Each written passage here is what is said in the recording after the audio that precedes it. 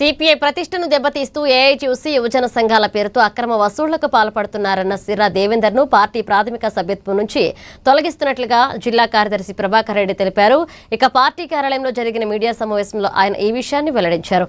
దేవేందర్ ఆక్రమాలు రుజువు కావడంతో జిల్లా కౌన్సిల్ కార్యవర్గ సభ్యులు ఏకాగ్రీవ తీర్మానం మేరకు ఈ నిర్ణయం తీసుకున్నట్లుగా తెలిపారు. ఇక సిపిఐతో ఆయనకు ఎలాంటి సంబంధం లేదు అన్నారు.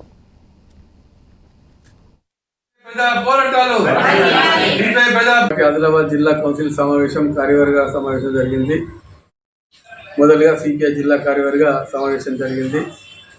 3 ఎజెండాలు పెట్టడం జరిగింది. ఆ ఎజెండాలో చలో ఢిల్లీ, ఆగస్టు పాదయాత్రలు, మూడవది కార్యవర్గ సభ్యుల ఆమోదం మేరకు అందరూ సిర్రా దేవేందర్ అవినీతి అక్రమాలకు అడ్డుకట్ట వేసి వారు చేస్తున్న అవినీతికి గుర్తించి అందరూ చర్చించి సిపిఐ పార్టీ నుంచి సస్పెండ్ చేయాలని చెప్పేసి జిల్లా కార్యవర్గం నిర్ణయించడం జరిగింది ఏకగ్రీవంగా.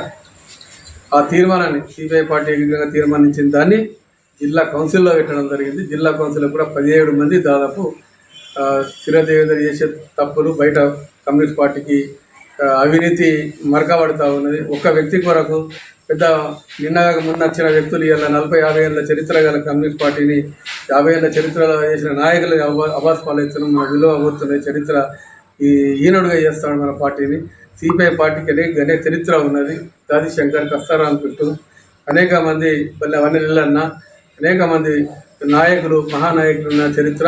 ఇక్కడ మనం కూడా ఇక్కడ దాదాపు 40-50 ఏళ్ళ నుంచి మేము కూడా పనిచేస్తాం. 40 ఏళ్ళ నుంచి ఈ విధంగా పార్టీని మరి ఎక్కడ పోయినా సిపిఐ పార్టీ సిరదేవి కూడా మన సిపిఐ పార్టీ నుంచి మన మెజార్టీతోటి కౌన్సిల్ కార్యవర్గం పార్టీ నుంచి అవినీతి